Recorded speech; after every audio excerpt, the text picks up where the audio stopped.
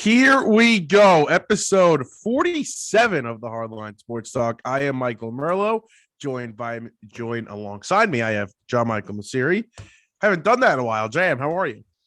Pretty good. Looking forward to the new year. Had a nice Christmas. Could have been better. But I'm doing good.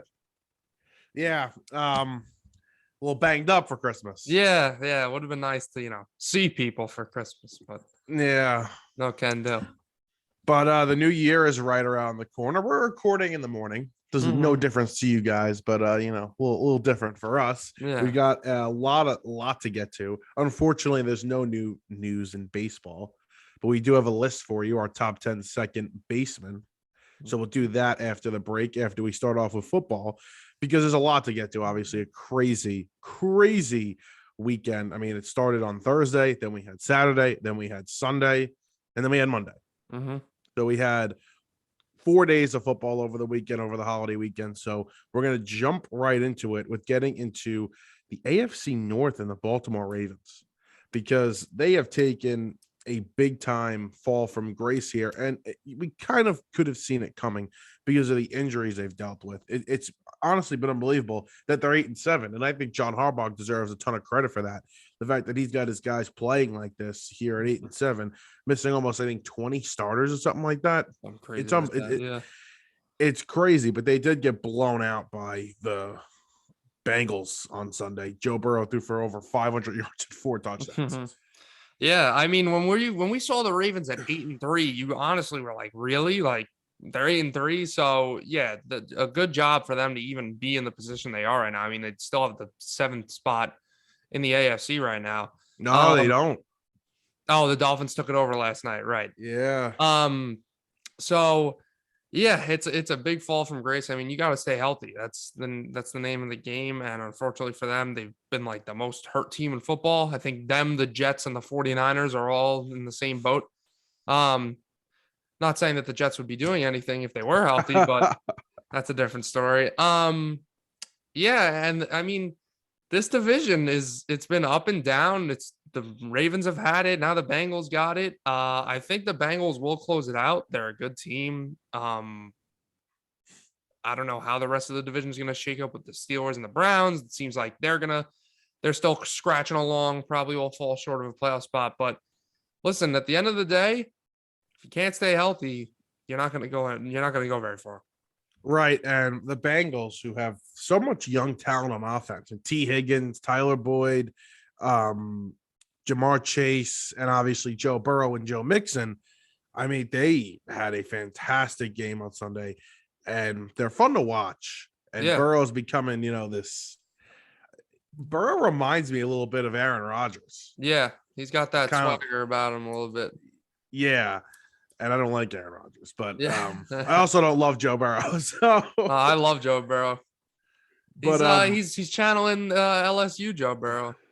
I didn't like LSU Joe Burrow, partly because I had Clemson, but that was a rough one, and I didn't like that. I just didn't like that team. I don't know what it was. I didn't like them. They weren't likable for me, but they're impressive. Oh, my AirPod fell out. Thank you very much. I felt that coming out. They are impressive. And, I think you were on the same page as me. I was so against them taking Jamar Chase in the draft. And listen, if you would have told me at that time, oh, Jamar Chase is going to be a stud, I wouldn't be like, you're crazy. Like, I agreed that Jamar Chase was going to be really good in the NFL. But in terms of team need and everything, I didn't think that was the best pick.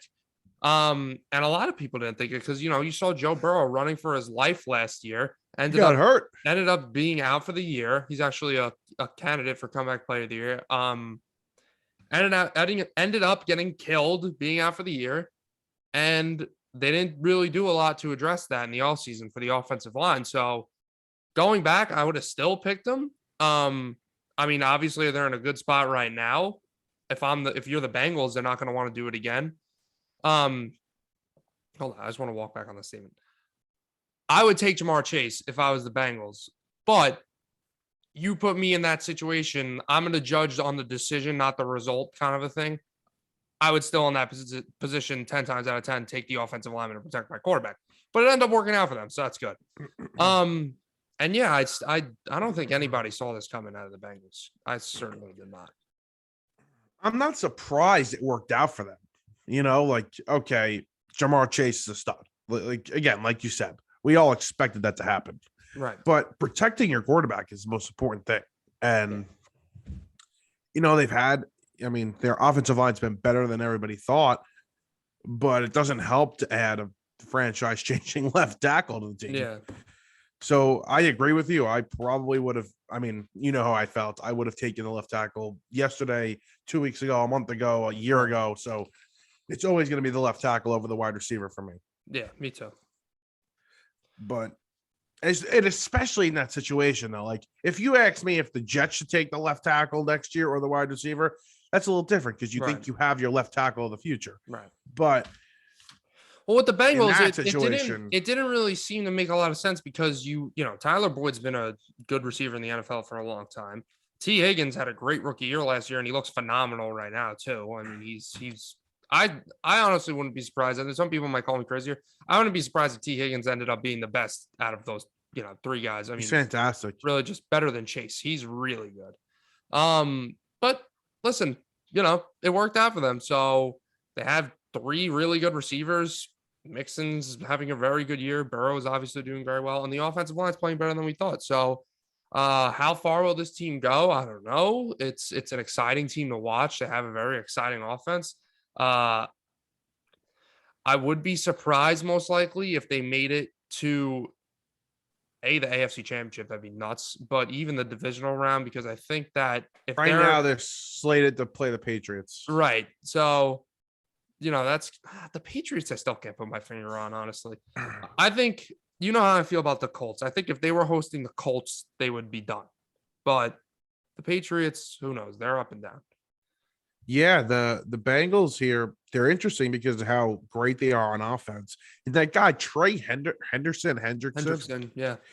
He has like 14 sacks. He broke their team record. Yeah, he was an under the radar. He was a guy who had a good year last year for the Saints. And people kind of just thought, it might have been a little fluky. He was a little bit of an under the radar free agent. They signed him, and he had another great year. He's been. They got him on I think they got him like 3 years, $40 million. Yeah, that's who they replaced Carl Lawson with. That's cheap for a good edge rusher in the NFL. Who's the Carl Lawson? Right, that's who the Jets got from the Bengals. Right. Yeah. So that's who they replaced him with. He's been fantastic, and the Bengals are rolling. They're gonna. I think you're right. You said it before. They're gonna win this division. I mean, the Steelers have completely fell off at this point. I think the Browns, especially after that loss on Saturday, are done. Mm-hmm. And the Ravens, it's tough to just sit here and pick them because of the injuries they're dealing with. So I think by default, by process of elimination, it's the Bengals here in the AFC North. And like we said, the Ravens are not in a wild card spot right now. The Dolphins are. The Dolphins won last night. They're the first team ever to win 7 games in a row and lose 7 games in a row in one season. Unbelievable. They're 8-7 now. They did beat the Saints last night, which was pretty much a stinker. I mean, I didn't watch a single down of the game. Me neither. I didn't realize that I would see Ian Book starting a game in the NFL this year. Did you see that stat about Notre Dame quarterbacks? Yeah, they've lost like 28 starts in a row or something. The 23 starts. The last one was Brady Quinn in 2012. That's brutal. That's crazy. Yeah, Notre Dame hasn't really been known for their quarterbacks. Yeah, but I mean, the Miami defense just absolutely wiped the floor with the Saints last night. You had they had a pick six now. Yeah, well, their first touchdown was pick six. Pick six. They had 8 sacks. I mean, just 2 interceptions, gave up 3 points in their building. So, yeah, I don't think many people expected the Saints to really win this game. I think people expected them to compete a little more. But either way, Miami, like you said, insane season, 7-game losing streak to 7-game winning streak. And I remember I was high on the Dolphins coming into this year, and it didn't really make a lot of sense when they were losing so many games because they have a good roster, and I think Brian Flores is a good coach. They have a good defensive line. The offensive line is okay. They have good weapons on the offense. The defense overall is very good. I mean, you have Xavier Howard, and even some guys like Jalen Phillips is having a good rookie season. So yeah, it was very confusing when they weren't doing well, but good to see them doing well. And I'm really looking forward to these playoffs overall. This is the most I've been looking forward to an NFL playoff in a while. Wow. And some people were critical, and I think I was one of them, about the NFL playoff format, because I'm not a fan of like making the playoffs bigger, because it kind of cheapens the value of making the playoffs. And the Jets don't make it anyway, so I even do it. But I think that 7th team is actually really good, because we've seen over the years maybe one team that just falls short and you're like, oh, they're a really good team. I wish they got in. And now those teams are getting in. And even there's still even some teams that are going to miss, and you're like, that's a good team. When you look at the NFC side, I'm not so sure. I mean, but don't the Eagles have a playoff spot or something right now? The Eagles are dangerous. Yeah. Oh boy. I don't know. I think the Eagles, we'll get to them in a little bit. But yeah, I don't know. I still think 6 is enough. I like the fact that it makes the 1 seed. I like the fact that it makes the 1 seed so valuable. I didn't like the fact that the 1 and the 2 seed were basically the same thing, where both teams get a bye. All you do is just, if you play each other, you get home field advantage. I didn't love that. I think what you said earlier is that it almost cheapens making the playoffs. You have 14 out of the 32 teams making it. I like the fact that the end, like the last 2 weeks, are going to be crazy because of how tight everything is, right? And how there are so many teams still, vying for the playoffs, still in it. But the fact that the Giants weren't eliminated from playoff contention until their loss on Sunday, I'm like, all right, what are we doing here? I mean, the Lions were just eliminated from playoff contention a week ago. I mean, unless some BS team starts squeaking in, I don't think it's gonna be much of a problem. I don't really look at it now and say a team made the playoffs and I'm like, oh well, they weren't really that good that last year, or like, so what, you made the playoffs, that doesn't really mean anything. That hasn't really been a thought of mine, and I don't think it is to a lot of people. So I hope it does. Listen, an extra playoff game, yeah, it's great, it's exciting, an extra wild card game. But I just hope that doesn't happen. It kind of felt like the Bears were that team last year where it's like, oh yeah, this team's in the playoffs. Yeah. But it was a terrible game too. Last year was a good year of football, but the Bears and the Washington football team in the playoffs, that was tough to Well, that wasn't the playoff format's fault. I mean, yeah, I mean, Washington had to make the NFC being in poverty. Right. And it should have been the Giants. Yeah, it should have been the Giants. Cool. Yeah, right. Okay. It should have been the Giants, yeah. Jalen Hurts should have played the rest of that game, and the Giants would have won. Oh, my God, stop. Please stop. The Giants should have been in the playoffs. You won 6 games. 6 and 10. We should have been in the playoffs last year. Okay. So did Washington. You're lucky you missed the playoffs, honestly, because if you made the playoffs, they probably would have gave Dave Gettleman a 5-year extension or some stupid thing. Yeah, you're right. Idiots. They don't want to move off him. They're afraid to. But another team in this wild card that we both love. I loved before the season started, and you've definitely come around to them. The Colts. We both love the Colts. I was on the Colts, and then I was off that. Why did I? For some reason, I was all over the Colts, and then I stopped. And they had bad injuries. Yeah, they had injuries. And you don't lie. You hopped off the bandwagon for a little bit. No, because I was going to place a wager on them to win the Super Bowl, and then I didn't because of the injuries. Right. But I still like them. Like, I was like, all right, like they'll get these guys back and they'll make the playoffs. I mean, I am all aboard the Colts train now. Yeah, I think this team's going to be really dangerous. I think they could possibly be the Bucs of last year, kind of a thing where, they make it into the wild card. Everybody says, oh, I don't think they can win 3 games on the road to get to the Super Bowl.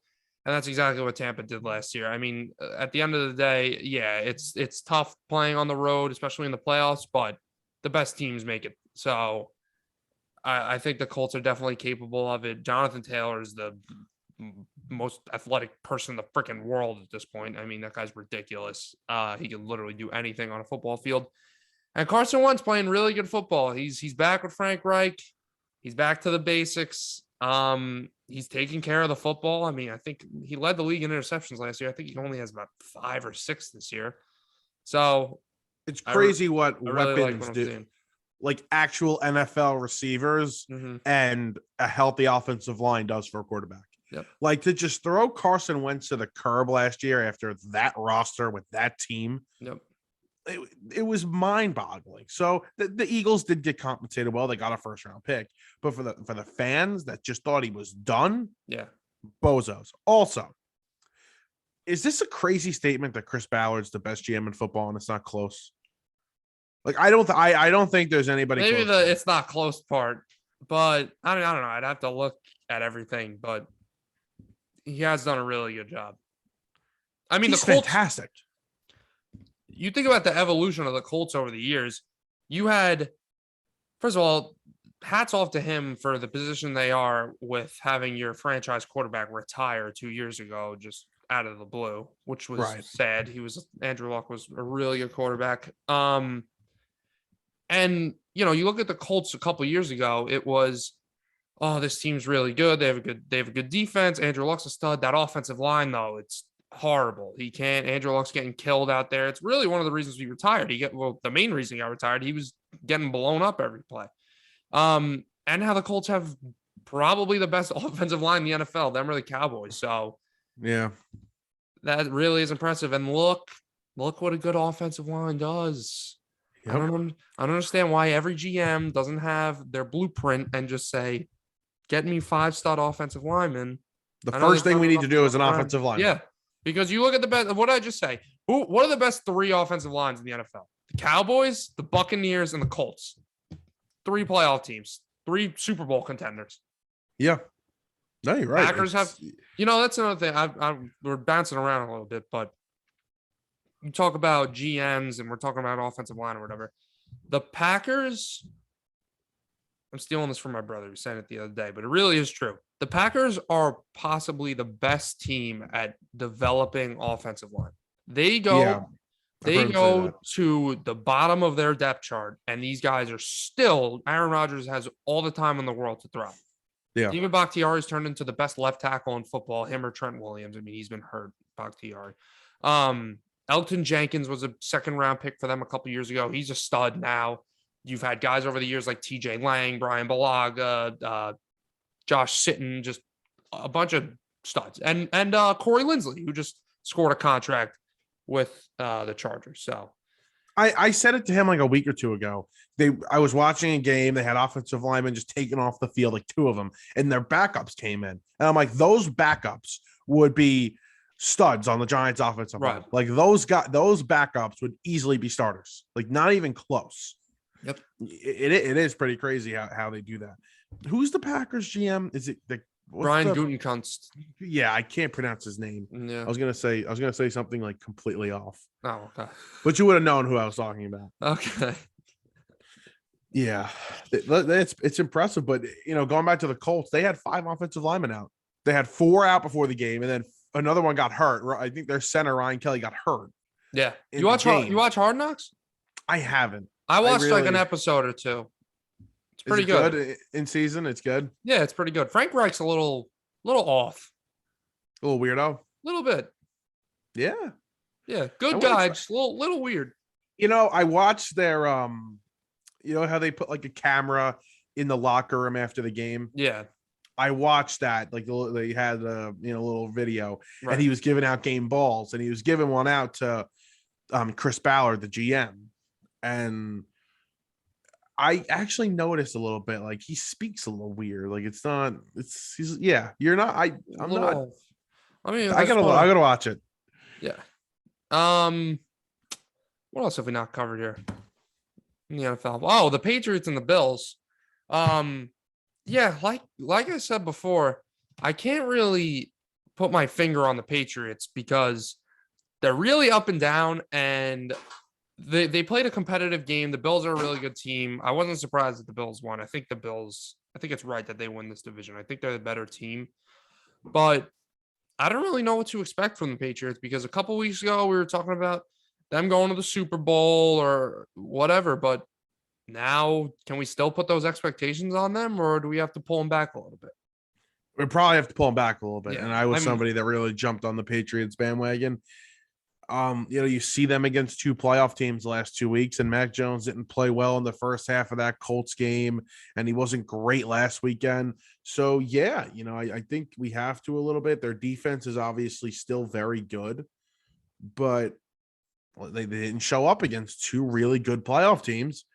And I trust Belichick, obviously, but do we trust this offense to really, put it all together and make a playoff run? I don't know. It just might be too early, and it's Mac Jones's first year.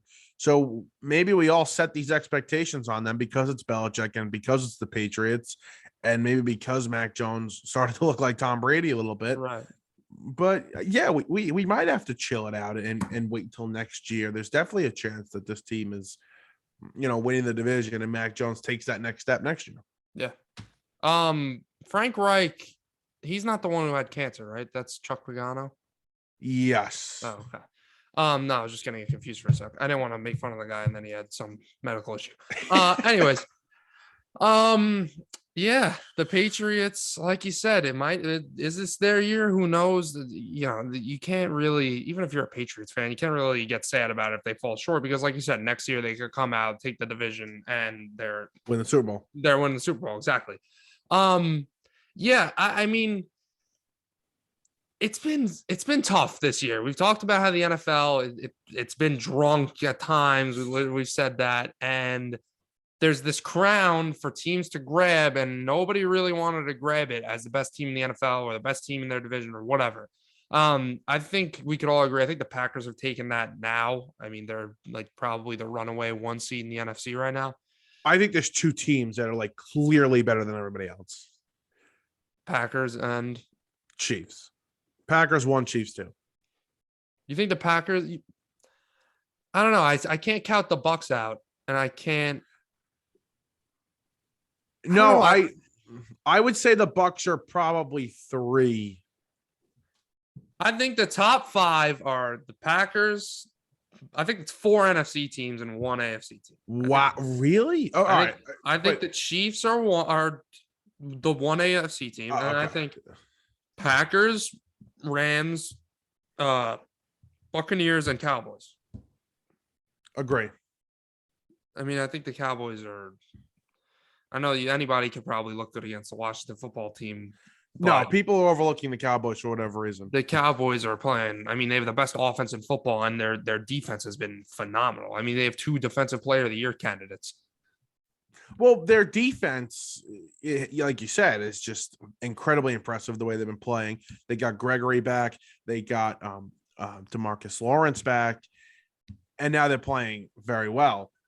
And their offense was slumping, and their defense was carrying them for a little bit. But now the offense is starting to get it going a little bit. Dak was off for a little bit. The first matchup against the football team, Dak didn't have the best game. And then he just threw for 320 and 4 touchdowns in 1 half. I'll tell you right now, there's one team that needs that if you told me the one team in the NFC or AFC that absolutely needs the home field advantage throughout the playoffs, it's Dallas. Why is that? Turf? They're bad. They're terrible on the road. Their red zone percentage, they score like 75% of the time in the red zone at home. It's more like 30% on the road. No way. Cooper doesn't show up on the road. Dak hasn't played well on the road. It's been a tough struggle. It's been a struggle for them on the road. What are they right now? They're the 2 seed. They're the 2 seed. Wow. Yeah, I think so. I'll check right now. Yeah, so you're right. They need it. I thought you were gonna go and say one team you don't want to get hot, and I thought you were gonna go on your little 49er rant there. No, we can still do that though. I know you love them. Yeah, why not? We're a little pressed for time. Might as well run around the league real quick. 2 seed, Niners, they are. They're the 2 seed? Okay. Yeah. I know you're probably gonna praise the Niners a lot and say, they don't let them get hot, whatever. I think the Jimmy G injury, now Trey Lance is going to be in. How is that going to affect the team? The offense is going to be different. First of all, it's going to be a different style of offense, 2 completely different quarterbacks in them. But I'm not really taking the Niners seriously, to be honest with you. I would be Hmm. surprised if they won a game in the playoffs. I mean, it obviously depends on who they play, but they're going to be a wild card team. So that means you're playing one of the division winners. That's not the Packers. So you're playing, I think the Rams are going to win the division. So you're playing the Rams, the Bucks, or the Cowboys. And I don't see Tough them beating slotting. any of those teams. No, it'd be tough. Listen, I like the 49ers. I liked them before the year started. I liked them in the NFC Championship game, actually. That's how much I like them. But I don't know what this Trey Lance the kind of like change is going to do. He played one game, was his first game. He was all right. They've said he's been the best they've seen him in practice for the past month now. They say he's ready to go. Mm-hmm. I don't know. I kind of felt like this is how it was going to happen, where Jimmy G was either going to go down or just play so poorly where they said, this team is very good roster wise. We're playing well. It's just our quarterback's holding us back. And we kind of saw it. He was playing well for a couple of weeks straight, but then he was terrible on Thursday night against the Titans. It kind of makes sense here. Like, all right, he's hurt. He didn't play well. They should have won that game and they didn't. And it was because of Jimmy G. This makes sense. Trey Lance coming in here. Maybe he gives them, a jolt here. Right. And pushes them. You're right, though. It's going to be tough for them. And they have a good roster and a good coach. It's going to be tough for them with a rookie quarterback to go into Tampa Bay, LA, or Dallas and win a game. So I'm with you. I'd be shocked if they won a playoff game. But I definitely think they can get in and they're tough. I think it'll be a good game. They're a tough out. Right. Yeah, I mean, this kind of reminds you of the Lamar Jackson rookie year when he came in later on in the year and they ended up going to the playoffs and they lost to the Chargers in that first round. But yeah, like I said, I don't really think they're gonna be winning a playoff game this year. It could be competitive, like you said. But I think Trey Lance is a good quarterback. I just think that whatever team plays him, they're going to scheme the crap out of it. And, they're not going to let a rookie quarterback come to their stadium and beat them. Oh, well, listen. Well, opening my messages or whatever on my computer, whatever reason. I didn't delete them. I love me some Trey Lance. Yeah, I know. So. You talk about him a lot. Yeah, I'm doing a 49ers franchise right now, and okay. Matt, I'm 9-1 in my second year with Trey Lance. You win the first year? I won the Super Bowl with Jimmy G in the first year. Oh, look at that. Maybe you should up the difficulty a little bit. Stop playing on pro. No, this year is all pro. Oh, okay. That's good. Yeah. Challenge yourself. Yeah, I did pretty good on all Madden. All right, let's quickly go over to the Eagles, who are the 7th seed right now, and I think they've locked this up. I think they're going to wow. You think they locked it up? Yeah, who's gonna jump them? The Vikings? No. All right. They're gonna lose to the Rams on. Oh no, they just lost to the Rams. They just lost to the Rams. All right, I'm on NFL.com, and it has Week 16 matchup, and it says the record of the team and the team. Like, why wouldn't you just give me this? You might be right about the Eagles because absolutely brutal. Vikings are playing the Packers on Sunday Night Football next week. Right. Yeah. Yeah. So they're gonna lose that one. That's tough. And the Eagles play Washington football team. Right. And then they play Dallas at home. So I mean, who else is gonna come take this? Nobody. Card spot. The Falcons. That's disgusting.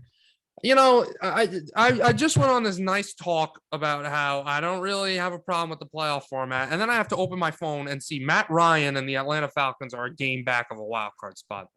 I mean, come on. Shouldn't be anywhere near a playoff spot. How?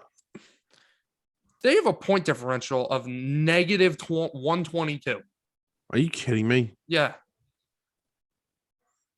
There's no Thursday night game this week. These are the Falcons wins. That's I don't know. Wait, hold on. I guess not. Didn't they just play a Thursday night game? Oh, there's no Thursday night game this week. Yeah, I don't think so. I think they get rid of those at like this point in the season.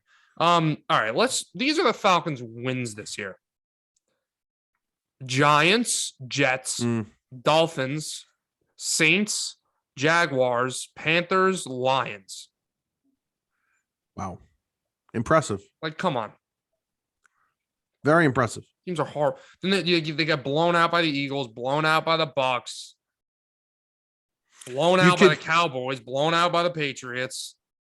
You could throw them out. They're going to lose this week to the Bills. So you can throw them out. You don't have to worry about them. They're going to Buffalo, so they're going to get killed. Yeah. So the Eagles have the tiebreaker over the Saints and the Falcons. Okay. Now, not over the Vikings. So I want to see who the Vikings play in week 18, because then because they'll probably lose this week to the Packers. Mm-hmm. But the Eagles could also very easily lose to the Cowboys week 18. It's going to be fun. I'm looking forward to all the madness. Who are the Vikings? The AFC, we forgot. I mean, we talked about the AFC wild card, but we forgot to talk about, the teams that are in the hunt or whatever. You have 4 teams that are 8-7, and then the Steelers are 7-1. So that's going to be absolutely insane. The only team I really, that actually would scare me there is the Chargers. Right. I mean, Justin Herbert is a problem. So I like the way it is right now, honestly. I know a lot of people would like to see the Chargers make it. Maybe the Ravens, Lamar comes back. He's healthy. I don't want to see the Raiders. But I think the Dolphins are a good team. And I think they could give people a little bit of a problem wherever they play. I mean, right now they'd be playing the Titans. I think that'd actually be a pretty good game. I think the Dolphins would have a decent shot at winning that game. I think it'd be a pretty ugly game, but if you like ugly games, then yes, you think it would be a good game. I tend to like ugly games. What I think they can win that. Say that. I don't think the Dolphins are much of a worse or better team. I think they're about the same as the Niners, and the Niners just almost beat them. So I don't think. Oh, you think the quality of football would be ugly? Like 13-10. Yeah. Okay. Defense, punts, right? Things like that. I got you. You're playing for field position. I like Tua, but I don't know how much. Because listen, they don't have much on offense. The Titans right now, unless they were to get Henry back. And we see the way the Dolphins defense is playing. There's rumors Henry's coming back week 18. I don't know. They've been saying that for 10 weeks that he's going to come back week 18. So who knows? Right. What else have we not hit? I think we've hit about everything. We gotta get to our list. I know. Somebody's got to get to work. I think we hit everything. Yeah, we did. I love the Colts. I'm not gonna go away from that. I love the Colts. And the Cardinals are frauds. Frauds. Yeah. Terrible. They shouldn't make the playoffs. Okay, take it easy. Eagles Didn't I say that a couple weeks ago? What? Remember? They're frauds. I said they're not gonna. I don't think they're gonna get. At the most, they'll get to the divisional round. I think you did say. I think you did say that. I know. I remember sometimes I'm frightened by my genius. All right. We're gonna take a break after that, and we're gonna do our list, our top 10 second baseman when we come back. Here we go. We are back. The Hardline Sports Talk. This is episode 47. I mean, I said it before. I hope it's 47. I mean, it might be 48. Oh my God. Did you actually say that? I said 47, but it might be 48. It's 48. Oh. Damn it. It is 48. Yeah, it's 48. All right. Redo 48. The episode. Yeah. We gotta edit that. Yeah. Not good. All right. Well, hopefully you start here. No, I'm kidding. My AirPod keeps falling out. This is a problem. Keep it in, dude. It doesn't stay in. Look, you got your brand new AirPods and they can't even fit in your I know. That's damn it. What do you got? Big ears or something? I don't know. I got like the cushion on them, which I don't love the cushion, but you could slide it in, like you move it up, and then like it's supposed to stay in. I don't know. Let's see. This one stays in fine. I haven't touched this one.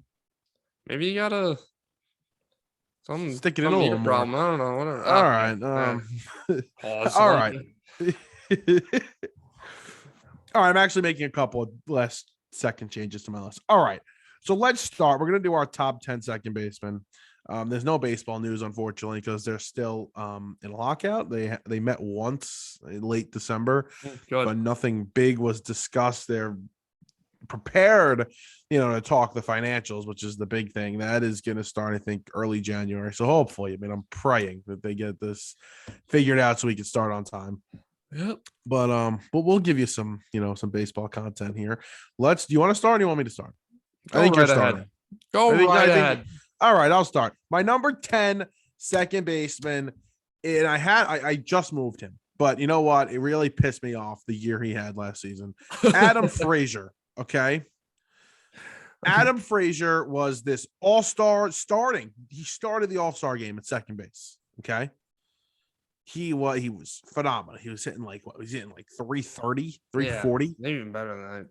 He was on fire. He was one of the big trade pieces that, people are like, oh my God, what are the Pirates going to get for him? And they ended up getting not much. They got a nice amount, but not a crazy amount. They traded him to the Padres, and he was terrible with the Padres. They didn't even have a spot for him.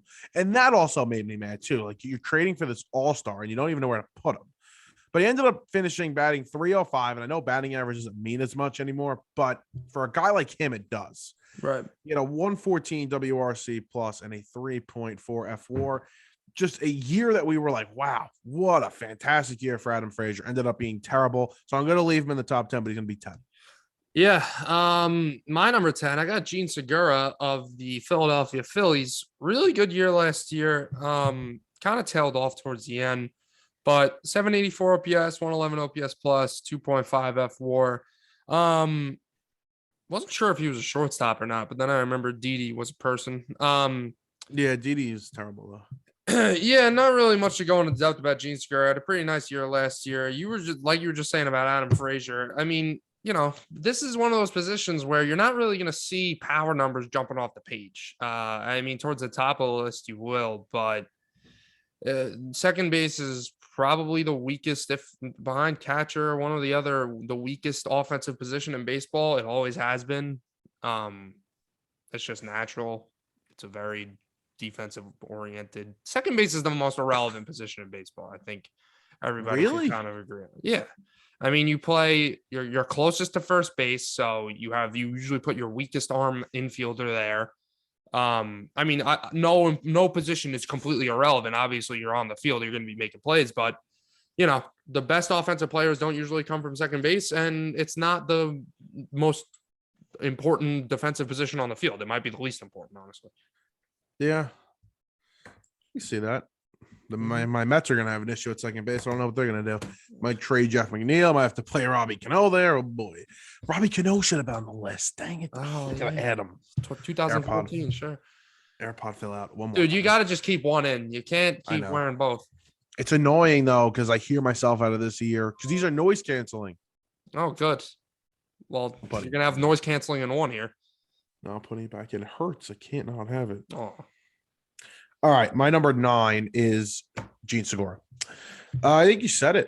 Gene Segura is one of my most hated players in baseball because he absolutely kills the Mets. He is the definition of a Met killer. One of the better ones. Austin Riley is number 1, but I think it's pretty clear that Gene Segura is number 2. And I think you said, 111 OPS plus. He had about a 785 OPS.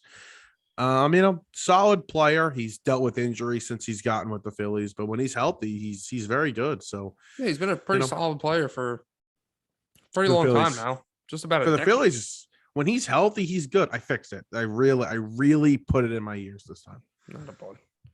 All right. Make sure it stays in there.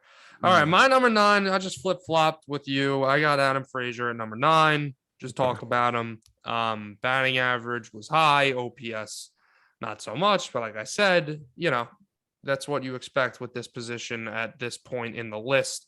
Good defender, can play multiple positions. Now he's on the Mariners. Let's see how they use him. Yeah, Adam Frazier, number 9. And, I'm not surprised when you said the Pirates didn't really get much back for him, because when do the Pirates really get anything back in any trade? Oh, right. You're right. They didn't get nothing for him, but for a guy that started in the All-Star game, you expected a little more. Yeah. All right, number 8. You knocked some sense into me. I didn't know if I was putting him on the list. Then I moved him up. I have DJ LeMahieu at number 8. You said it. He would have coming into last season. He would have been number 1. He would have been number 1 or 2 on this list, and he just had a down year. There's nothing else to it. He had a down year. Let me see. Where is he? He had a 2.4 FWAR. He had a 100 WRC plus, so just around league average. 10 home runs, which was that's usually what he was hitting in Colorado. But when he came over the Yankees, he developed some power, so that was considered a down year for him. So I think he's going to have a bounce back year this year. He can definitely move up on this list up into the top 5. But right now, I got him at 8. All right, I won't kill you over that. My number 8. How much higher do you have him, or how much higher could you have him? Like here, all right, the rest of these guys had legitimate, really good seasons. Oh, you want me to spoil it? I got him at 6. That's where I got him. I mean, I'll go into it right now. You listen, he would be obviously, like you said, he would be number 1 if we were doing this a year ago. Down year, was dealing with injuries last year. Pretty sure he played the whole year with an injury. I think that's what attributes to his down year. Because the weird thing was, if you look at his baseball savant and all that stuff, his hard hit rate was just about normal. He was at the top of the league in that, but he wasn't really lifting the ball. So I think that has to do with some sort of injury that he was dealing with. But yeah, 2020 finished 3rd in MVP voting. Personally, I think he should have won that year, but whatever. Led the American League in OPS, batting average, on base percentage, OPS plus. I don't get how he didn't win the MVP that year. And then the year before, 2019, finished 4th in MVP voting, All-Star, Silver Slugger, just absolute stud. Yeah. He did slide in the list, like I said, to 6. I think that's about where I want to put him. But anyways, I'm jumping around. Let me go back. My number 8. Jorge Polanco of the Minnesota Twins, who had a very good 2019, bursting onto the scene. Then in 2020, we know how we talk about 2020, not a significant season. We don't care. Didn't have the best year.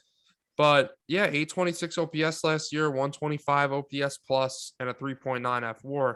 That's a pretty damn good year. I would be comfortable if someone put him up to 6 on this list, honestly. But that's where I have him. I got Jorge Polanco 8. Very nice. Number 7 on my list. I really like this guy.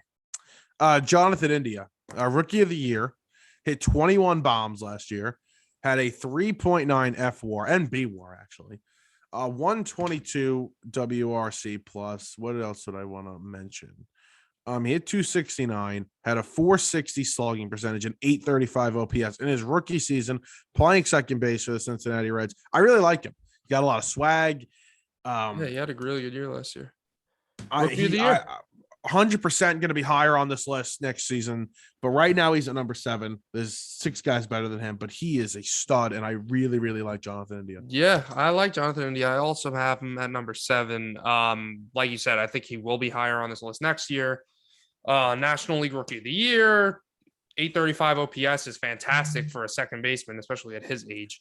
And a 3.9 FWAR, like you said. So really like what I see out of Jonathan India. The OPS plus was a little lower than I thought it would be, honestly. It's a 113. Right. If it was maybe in the 125 to 130 range, I might have him a little higher.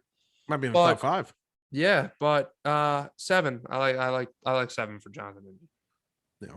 The Reds are a hot team. Like, I really hope that they get some little more pitching next year, a little more depth, and they can, make some noise in that division. Don't count on it. Ugh. I think they're going to trade Castillo. Oof. To the Yankees. Cool. Thanks. No, the Mets. Ronnie Mauricio. Have him. Take him. No. We got 5 picks in the top 80. We could sell off one prospect that's blocked. One thing about Clint Frazier leaving the Yankees that's sad is I can't any longer make jokes about them shipping him off for some starting pitcher. I mean, they should have done it a while ago, but it's another conversation for another day. What am I up to? Number 6, right? Yeah, I just did number 7. Yes. I can't count. All right. Number 6 is Jorge Polanco, like I said before. 33 home runs last year and 826 OPS with a 125. OPS plus. He was very good last year. Like you said, he bursted onto the scene in 2019. He was an all-star. He had 22 home runs, had an 841 OPS. Pretty good defender. He played, what'd you say, 120 games at second base? Yeah. So he can play shortstop as well. Solid player. I think 6, makes sense for him. A little short guy, right? A little short, a little stubby. Yeah, Kind of reminds you of Jose Ramirez. But yeah, I like Jorge Polanco a lot, and I think 6, perfect spot for him. Let me get a high check on Jorge Polanco. I'm interested now. You just I got it already. He's 5'11", 208. that's not short. Isn't Jose Ramirez like 5'8"? I love Jose Ramirez. Yeah, he's a stud. I would trade anything for Jose Ramirez. I think this is going to be the first time that we have Jose Ramirez 5'9". I think this is going to be the first time that we have the same top 10 in terms of everybody, like names, different orders, but right, the same 10 guys in our top 10. We're also classifying Jose Ramirez as a third baseman, correct? Oh yeah. I just panicked for a second, and I was like, oh boy, I hope he'll be the Mets starting third baseman. Oh, okay. Yeah. No, actually, no. A world of delusion. Not this year, but when he's a free agent, he'll be the Mets starting third baseman. Mm-hmm. Yes. Yeah. Honestly, I'm making fun of you right now, but like I wouldn't be surprised. This dude Steve Cohen's throwing money like it's coming out of his what, and it honestly is. Yeah. So. You better lock up Aaron Judge because he can be playing right field in Queens. Shut up. In a couple of years. Oh my god. I no, dude. But I think I would stop watching base. I think I'd like go into hiding for a year if that happened. I could not show my face in public. All right. 6. I have LeMahieu. Talked about it. I'm gonna jump you right now. I'm going back to back. Cry about it. Right. My number 5. Ozzie Albies of the Atlanta Braves. Oh, I knew you were going to do this. I knew you were going to do that. Is my number 5. Listen, I like Ozzie Albies. I think he's a 5-tool player. None of the tools are really fantastic, but he's a 5-tool player. I think he's a little overrated, though. I really do. I mean, you look at the numbers last year, 799 OPS, respectable for a second baseman, too. 105 OPS plus. I mean, he's right around league average, and he had a 4.2 F4. I mean, he's had a couple decent years. 2020 wasn't great, I don't think, but how many times I gotta say it? Who really gives a shit? Who gives a crap? Ozzie Albies number 5. I mean, I know a lot of people. Some people might have him up to freaking. I mean, if you put him at 1, please give me whatever drugs you're taking, but up to 2 on this list. I don't see it, honestly. I think he's a little overrated. And when I look at the 4 names I have over him, I don't really see him getting any higher. His OPS numbers have always been a little lower than you would have thought because of his power, because of how many home runs he hits. He hits a lot of home runs, but he doesn't really get on base. He doesn't get on base. And, he's kind of like a Javier Baez. My boy, Javi Baez. But he's a nice player to have. I mean, you have a guy who can steal bags. He's a good defender. He's a switch hitter. I'd want him on my team, but I'm not going to. You also love the guy that I'm about to say, who you have at 4 and I have at 5. Yeah. I have Jay Cronenworth. That's my at 5. Mm-hmm. He's a younger guy, younger fella. He's really good. He's 27. Actually, a little older than I thought. Yeah. 21 bombs last year. 800 OPS, 122 OPS plus. He's a really good player, and he plays everywhere, right? He's like a super utility guy. Yeah. He's a very good player, but let's see it. Let's see it one more time, right? You're right. It's closer than I actually thought between Albies and Cronenworth. So because I have Albies at 4. But yeah, Cronenworth had 21 home runs last year. The power number will probably go up. So let's say I'm excited, but I got Cronenworth at 5. And I'll just give you Albies at 4. Again, the OPS numbers are a little lower than you would think, but he hits a lot of home runs, and like you said, he's a 5-tool guy. Yeah, you hit the nail on the head. I got Jay Cronenworth at 4. Had a really good rookie season in 2020, and then 2021 basically did the same thing. I mean, his numbers are very similar. 122 OPS plus last year. Just want to go right back real quick. Albie's career OPS plus is like 107 or something. That's very surprising to me. Yeah. But 122 OPS plus last year, exactly an 800 OPS, 1 point higher than Albies, and a 4.4 F WAR. Yeah, this guy's a stud. Rare lefty second baseman in terms of he bats lefty. And he can play at many positions, like you said. He's a good defender. He can steal bases. I really like Jake Cronenworth. I think he could be, a stud for the Padres. He gets overlooked over there because you got Tatis and Machado. He gets overlooked. Yep. You want to go 3? You can go 3. All right, I'll go. All right, number 3. I got your boy Jose Altuve. Our top 3's the same, right? This is so yeah. I knew it was gonna be like I told you that. I said our lists are gonna be so similar. I wanted to, I love me some Jose Altuve, but I wanted to put him higher, but I couldn't. 31 home runs last year. Hit 278. He's got a 130 WRC plus and a 5.2 WAR. He's solid defensively at second base. No, really, I can't argue this. He's a fantastic player. He's the third best second baseman. I mean, people would think, oh, he's 2, but there's a hidden guy that many people or most people wouldn't think is number 2, but he is. Right. That's all I'll say with Jose Altuve. Yeah. I actually, when I was first making this list, I did have Altuve second, but then I looked at it and I'm like, no, the hidden man who I think we can review right now. I looked at Brandon Lau and I was like, I gotta put him over Altuve, but. Yeah, right. Altuve, he's been a good player. He's a piece of crap. I hate his guts. The boy, Jose Altuve. But I gotta respect the guy's game, and 5.2 F WAR. I mean, he's a 5 WAR player just about every year. Probably gonna make the Hall of Fame, which I'll go spit on his plaque in Cooperstown, but can we go to Cooperstown soon? I want to go. Yeah, we will. Jose Altuve, number 3. I don't want to get this guy's name out of my mouth. Let's go. Keep going. All right, so we got Altuve there at 3. Like I said, Brandon Lau, 137 WRC plus. He had a 860 OPS, 863 OPS, a 142 OPS plus, 39 home runs.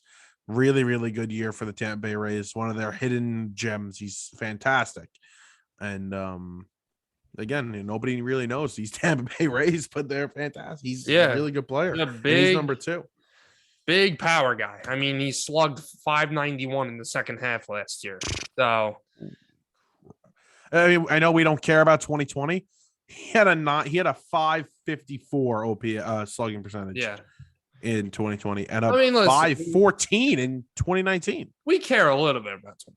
A little bit. Like we care just about we care a third about 2020 because that's what it was. It was a third of the season. Right. Brandon Lau, number 2. Do we have to talk about? You just broke it down. All right, let's go. And number 1, 3, 2, 1. Marcus Jeff McNeil. I hate you so much. I really, for a second, considered putting Jeff McNeil on this list. I'm not even joking. So did I. I didn't realize his 2019 was insane. He had a 930 OPS in 2019, and then his 2020 was pretty good too. He has like an 850 OPS in 2020, but he was just horrible last year. Just to just go off track for a minute. The Mets are putting him on the trading block, and I actually think it's idiotic because you're selling him at his lowest selling point. Low, yeah. You see what he can be. Anyway, he could be on this list for sure. Just a really terrible year last year. Marcus Semien obviously is number 1. One of the greatest seasons from a second baseman ever. I think, did he break the record for most home runs? He did. 45. He unbelievable. Yeah. And he just got paid handsomely by the Texas Rangers. Very deservedly so. But even with the 44 home runs, I'm surprised his OPS was only 873. It was only 873. I think so, unless I took the wrong year and made a mistake. But I don't know. Let me look. I would have expected that to be a little bit higher. I think you're actually right about that. Let me see. Yeah, 873. Yeah, 873. There's a lot of guys like that in the MLB, and that's why I love the thing with, I don't know, with our listeners. I know some people might be a little confused when we're saying some of these statistics, some might not, but The really good thing about statistics nowadays in baseball, I think it's the best in any sport because you have your basic stats that people have been using for 100 years. Batting average, home runs, slugging.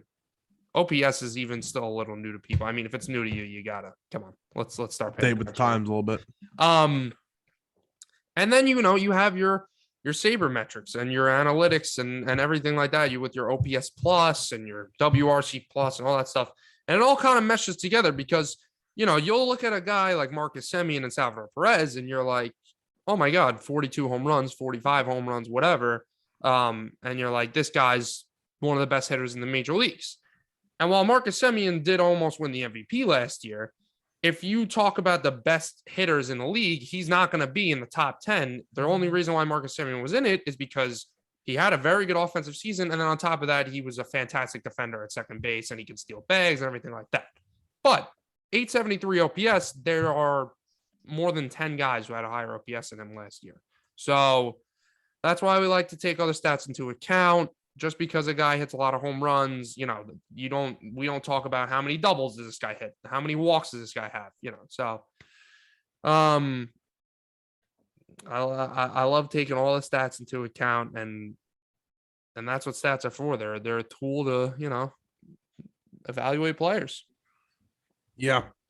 You're 100% right, and it's why, people bash on analytics, but, when you got to use it as a tool, and all these organizations are using it as a tool. It can't be the end all be all. We've always said that, right? You can't live and die by it, but you definitely can use it as a tool. And that's why you see some of the best organizations, they, do it the best. So. Right. And that's why I think analytics are desperately needed in football when we talk about player evaluation as fans, when we want to rank players or say who's better, because I'm sick and tired of seeing every day people talk about Trayvon Diggs, and some people say he's the most overrated player, and then other people say he's the defensive player of the year.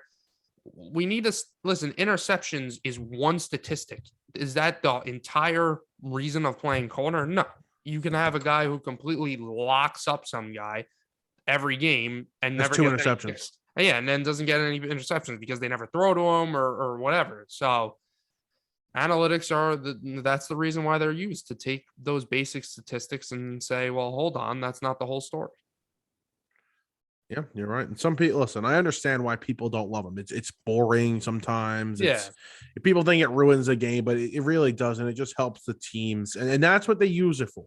But the people who say that ruins the game are the same people who will go and do 5 different fantasy leagues and, talk about, oh, this guy has 22.3 points per game. And, you'll go crazy about PPR leagues and, how many receptions does this guy have? And I want to draft him in this round. But if you say, oh, this guy had a 63 PFF grade which I don't even like PFF, but 63 PFF grade last year, everybody will, that guy will lose his mind. Everybody says they'll use the PFF stat and they go, I don't like PFF, but this is their grade. Yeah. I don't know. What honestly, is that? The only reason why I say that, and I think why other people say that, is because there's a lack of access to information in the NFL. Like, you have to buy, I'm not buying a Football Outsiders account or whatever. There's no MLB. I could go on Fangraphs, Baseball Reference, Baseball Savant. I could go wherever I need to get all this stuff. Football, it's analytics is still very new and not really accepted, and it's hard to get grades and look at how. I have no idea how good of a year. For example, Wyatt Teller of the Cleveland Browns, he had a fantastic year last year, and they were playing on Saturday against the Packers. And I was like, oh, I wonder if Wyatt Teller's having a really good year again this year, because he was phenomenal last year. And I couldn't really find it. All I could look is Pro Football Focus grade, which I need an account to look in depth anyways. So, we're balling on a budget over here. Yeah, I mean, you got the Game Pass though. I do have the Game Pass, but I'll buy the Pro Football Focus, and you keep the Game Pass going. What am I gonna do? Watch film on Wyatt Teller? Yeah. No, I'm saying I'll you keep dishing out the money for the Game Pass, and I'll dish out the money for the Pro Football Focus. But yeah, you're right. I mean, I don't know many. I don't even know what stats I would look at, analytic wise for football. Right. It's just, you're right. It's not there yet. All right, let's look at the list. I'll go first. Right. So 10-1. Gene Segura, Adam Frazier, Jorge Polanco, Jonathan India, DJ LeMahieu, Ozzy Albies, Jake Cronenworth, Jose Altuve, Brandon Lau, Marcus Semien. All right, and mine was Adam Frazier, Gene Segura, DJ LeMahieu, Jonathan India, Jorge Polanco, Jake Cronenworth, Ozzy Albies, Jose Altuve, Brandon Lau, and Marcus Semien. Jeff McNeil will be 11. Oh, yeah.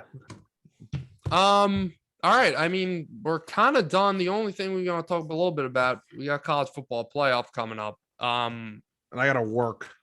Yeah, you do have to work. I have to work during it. That's brutal. That's actually hard. I'll get the second game. I won't get the first game. What's the first Pizzeria? Game? What are you doing? Yeah, pizzeria. All right. At least you could, listen on the radio. Also makes a lot of money, but yeah. But you know what? Honestly, I don't care about missing the Cincinnati Alabama game. I could literally care less. Who are you pulling for? Michigan. Why am I drawing a blank? Who are they playing again? Georgia. Right. Who are you pulling for? I'm pulling for Georgia because I think the better championship game would be a rematch of Alabama Georgia. I think Alabama would, and I understand everybody loves Michigan and they've had a great year, and I've even heard, well, it's Michigan's year. It just feels like it's their year, and I get that, but I don't know. I think Alabama would really put it to them. Right. Yeah, I like Georgia. I was surprised when Georgia lost to Alabama. I thought they were going to win. I know there's been a lot of times over the years where we've said that and Alabama wins every time, but I thought this was actually the year where they were going to win. But yeah, I want to see that Georgia defense go against Alabama. So as a football fan, I want to see Georgia, but I've always liked Michigan as I'm not a Michigan fan, but from an emotional side, I want Michigan. I've always supported Ohio State like that. It's been weird. I mean, I just like Michigan because, Massapequa, the colors. Yeah. Jim Harbaugh's a dog. Very similar. I love Jim Harbaugh. Yeah, love him too. That's my boy. He is the boy. Yeah, I wouldn't. Last year when the Jets were looking for a head coach, his name got floated around a little bit. I like him, but I don't think I'd want him to coach my team in the NFL. I think he's good right where he is. I love him. I would pay a lot of money. Like if I was a team, I would throw a crazy amount of money at him.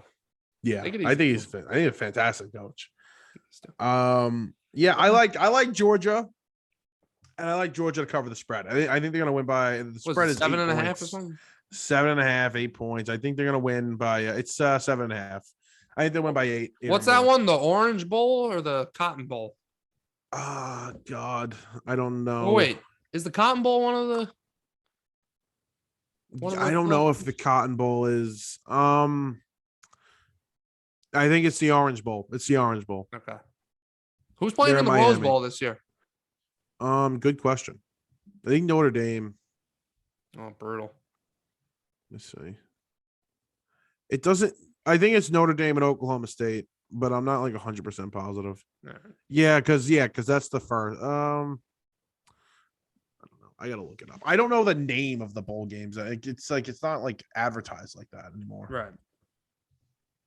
Oh, and it's the Rose Bowl 2022. It's not 2021. Oh. It's not Notre Dame. It's Utah and Ohio State. Ohio State's probably gonna kill them. Don't sleep on Utah. They're a good team. They killed Oregon twice. Well, Oregon's horrible. So. We just got Bo Nix. Oh my God! But how is Bo Nix still in college? I feel like Bo Nix has been in college for like 5 years. Yeah, he's he's still floating around. He just entered the transfer portal and he's heading over.